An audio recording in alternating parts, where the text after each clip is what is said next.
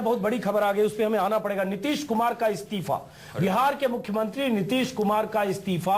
अभी खबर आ रही है कि नीतीश कुमार ने बिहार में मुख्यमंत्री पद से इस्तीफा दे दिया है। नीतीश कुमार मोदी विरोधी राजनीति, जब से नीतीश कुमार ने दामन छोड़ा बीजेपी का, तब से नीतीश कुमार लगातार हमलावर थे। लेकिन जो नतीजे आए, बिहार में लोकसभा की 2 सीटों पर जेडीयू के उम्मीदवार जीते हैं और बिहार से खबर है नीतीश कुमार ने इस्तीफा दे दिया। हालांकि नीतीश कुमार को समर्थन है कांग्रेस और निर्दलीय के समर्थन से नीतीश कुमार बिहार सरकार चला रहे थे। 5 बजे नीतीश कुमार मीडिया को एड्रेस करेंगे, 5 बजे अपनी बात रखेंगे। बहुत बड़ी खबर है बिहार से, नीतीश कुमार का इस्तीफा। सवाल उठता है नीतीश कुमार ने इस्तीफा क्यों दिया? 5 बजे शाम को, अभी 4:17 हो रहे हैं, करीब 40 मिनट बाद नीतीश कुमार जब मीडिया के सामने आएंगे तब अपनी बात कहेंगे। लेकिन अभी इसको कैसे? अजीत जी 2 चीजें हैं। एक, बीजेपी कल से जब से चुनाव के नतीजे आए लगातार कह रही है नीतीश कुमार को नैतिक आधार पर इस्तीफा देना चाहिए।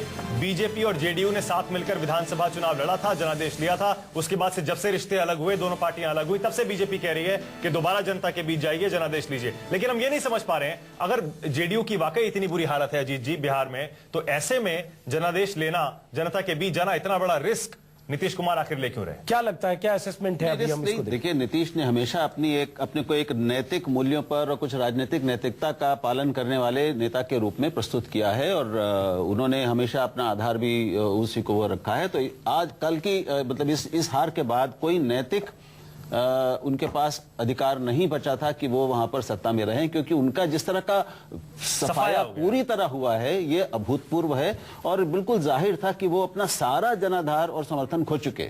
तो उसके बाद वो मुख्यमंत्री बने रहते, ये राजनीतिक रूप से संभव था, कोई मजबूरी उनकी नहीं थी, लेकिन ये अनैतिक होता और उनको कोई नैतिक कद नहीं रहता। मैं इससे बिल्कुल सहमत नहीं हूं। नीतीश कुमार टोटली अपॉर्चुनिस्टिक हैं और गुजरात का जो उन्होंने गुजरात का बहाना लेके जब नरेंद्र मोदी को अपोज किया, ये वही नीतीश कुमार हैं, रेलवे मिनिस्ट्री में बैठे रहे जब गुजरात हो रहा था। इनको मतलब ये है कि वो एक पुरानी लाइन है कि मोहम्मद रफी की कि दर्द अब जाके उठा, चोट लगे देर हुई।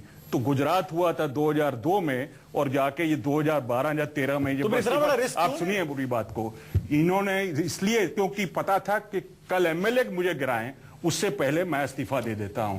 ये वही नीतीश कुमार हैं, मेरा अपना ख्याल है, हालांकि मैं इसकी पुष्टि नहीं कर सकता कि अटल अडवाणी जी ने कहा कि हम बीजेपी के अंदर से मोदी को रोकेंगे, आप बाहर से एनडीए से रोकिए, इसको प्राइम मिनिस्टर के कैंडिडेट नहीं बना। अजीत जी याद करिए, अभय जी आपको भी याद होगा कि कुछ दिन पहले ही, बल्कि चुनाव के दौरान ही, जब ये 9 दौर का चुनाव चल रहा था, बीजेपी खेमे से बिहार से खबरें आ रही थी कि बहुत सारे जेडीयू के विधायक उनके संपर्क में, आरजेडी टूटते टूटते बची है। 50 की बात। इसका मतलब ये है कि जैसे आप कह रहे हैं कपूर साहब कि बिल्कुल शायद भांप लिया था। नीतीश कुमार से सवाल भी पूछा गया था, मुझे भी याद आ रहा है। नीतीश कुमार ने कहा कि अगर 50 उनके संपर्क में है तो क्यों नहीं सरकार गिरा देते। देखिए नीतीश, एक दिन मैं टीवी देख रहा था तो उसमें नीतीश कुमार अपने हेलीकॉप्टर से उतरे, उन्होंने एक जनसभा को संबोधित किया और जब टीवी पत्रकार से वो बात कर रहे थे तो उस बात बताया कि वो 160वीं रैली कर रहे हैं बिहार में, यानी उस दिन उनकी 160वीं रैली थी।